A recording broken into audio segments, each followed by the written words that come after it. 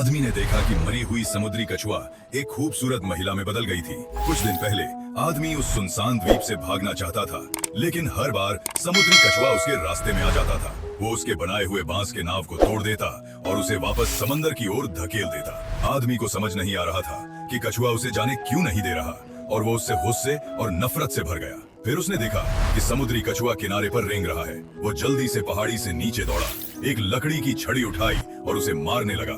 कछुए का खोल सख्त था, लेकिन उससे लाल समुद्री कछुए को कोई चोट नहीं लगती दिख रहा था।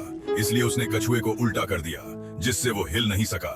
हालांकि लाल समुद्री कछुए के रुकावट के बिना भी आदमी उस द्वीप से भाग नहीं पाया। उसे कछुए को नुकसान पहुंचाने का पछतावा होने लगा। उसी वक्त उसने देखा कि समुद्री कछुआ बेहोशी की हालत में था। वो उसके सामने घुटनों के बल बैठ गया और आंसू बहाने लगा। उस शाम आदमी ने अचानक एक टूटने की आवाज सुनी। वो कछुए के खोल के फटने की आवाज थी। उसी वक्त उसे ऐसा लग रहा था जैसे वो अकेला समंदर का पक्षी हो। जब उसने पीछे मुड़कर कछुए को देखा तो वो एक खूबसूरत औरत बन चुकी थी। इसलिए वो उसे बार बार पानी पीने को देता रहा, लेकिन उसने बिल्कुल भी जवाब नहीं दिया। जब सूरज उगा तो आदमी को डर हुआ कि औरत धूप से जल न जाए। इसलिए वो बांस के जंगल तक भागा और कुछ टहनियां लेकर आया ताकि उसके लिए एक आश्रय बना सके। उसके बाद से आदमी बांस का नाव बनाना बंद कर दिया ताकि वो द्वीप छोड़ सके। इसके बजाय वो रोज उस औरत की देखभाल करने लगा। एक दिन बारिश होने लगी और आदमी महिला को बारिश से बचाने के लिए शाखाएं ढूंढने गया। जब वो वापस आया तो महिला जाग चुकी थी। उसे डर था कि आदमी फिर से उसे नुकसान पहुंचाएगा, इसलिए उसने छुपना चुना। आदमी ने पूरे द्वीप में ढूंढा, लेकिन उसे नहीं मिल पाया। अगले दिन वो समुद्र तट पर उठा और देखा कि महिला समुद्र में खड़ी है।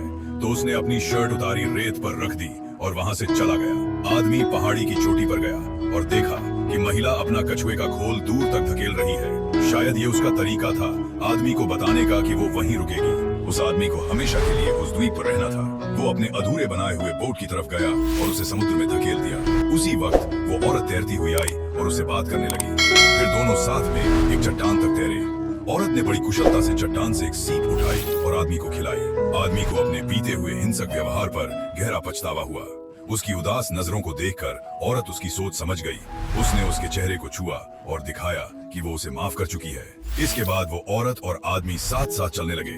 वो वापस उस सुनसान द्वीप पर गए। उन्होंने जंगल पार किया और एक घास के मैदान पर पहुंचे, जहां दो अलग दुनिया से आए लोग आखिरकार एक हो गईं। थोड़े ही समय में उनका एक लाल बालों वाला बेटा हुआ। अंत में परिवार उस छोटे से द्वीप पर खुशहाल रहा।